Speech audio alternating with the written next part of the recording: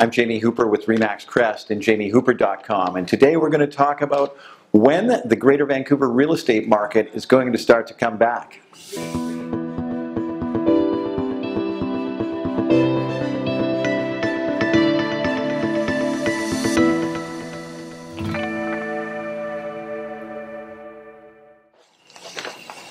So before we get started, we'd just like to say if you get any pleasure, enjoyment, or value out of these videos, we'd really appreciate it if you clicked on the subscribe button or just clicked on the thumbs up below.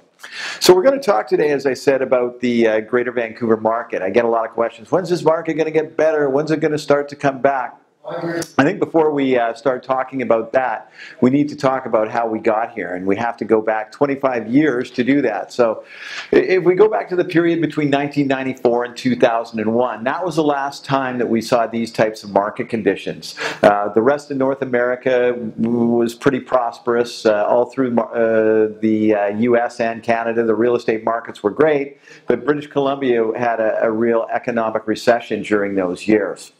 When we come back to 2001, that's when the market turned around in Vancouver and the outlying areas, and it's pretty much gone straight up except for a couple of hiccups to all the way from 2001 to 2016. We had a little meltdown in 08-09 for about a year. We hit a pretty quiet time, much like today, during the U.S. banking crisis, but that, like I said, only lasted another year. Between 2010 and 2016 was another real boom time for properties. That's probably the best increases we saw in property values during the time. And since 2016, what's happened is the government has intervened to slow the market down. Whether we like it or not, that's what has brought the market to a slowdown, with things we've spoken about many times on these videos. Foreign buyers taxes, speculation taxes, increases in property transfer taxes, empty home taxes.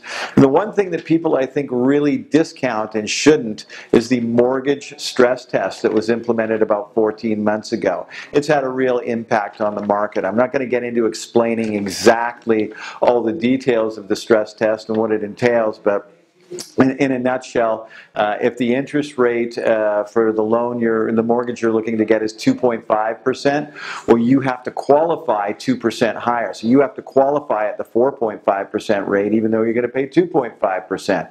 And why are they doing that? They just want to make sure that people can afford the homes they're buying. They're worried about the debt levels that the average Canadian's carrying, that if worse were to happen to the real estate market, it's not going to cause a worldwide or a Canadian depression anyway.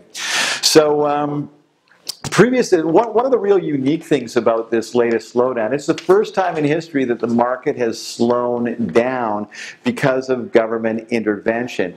The real estate markets have always worked on supply and demand. There's three different types of markets. There's a seller's market, where if the market's extremely busy and there's way more sellers than there are buyers, if things go that way for an extended period of time, then prices will start to rise. And that's the way it was pretty much for the whole period between 2001 and 2016, which is extremely unusual for a market to go pretty much straight up for 15 years, except for the hiccups we spoke about.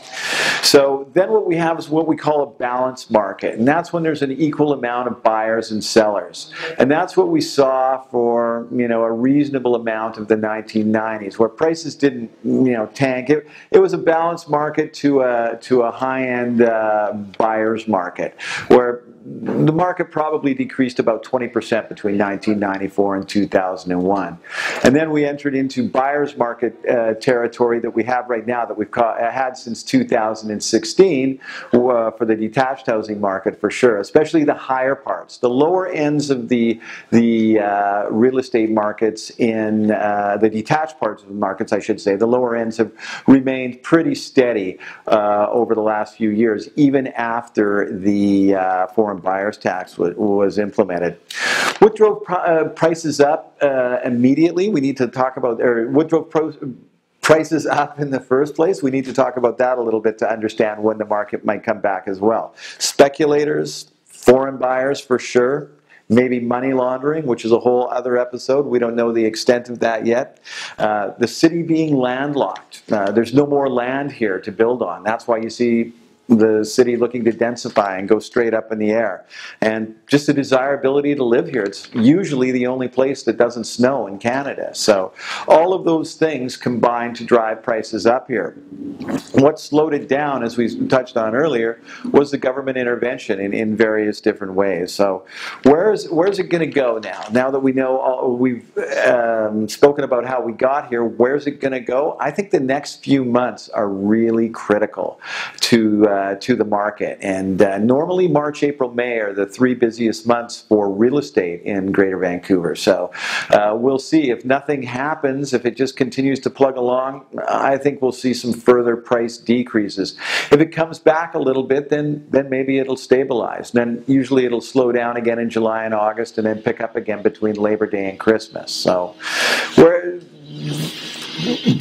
the one other thing that I just want to talk about too is pent-up demand from buyers. There's been lots of people, there's been certain instances. There was a house on the east side of Vancouver about a month and a half ago that received 43 offers on it. 43 offers. It sold. It was listed for just under $1 million, $998, and then it sold for $1.350. What those 43 offers tells me is there's buyers out there. And as they should, they're being smart. They're just waiting for the right opportunity to step in. So I think as soon as buyers, here's the answer to my own question. When's this market going to come back? As soon as buyers think this market is bottomed out. So if you have any more questions or any comments, please just click or put them down below on the station here.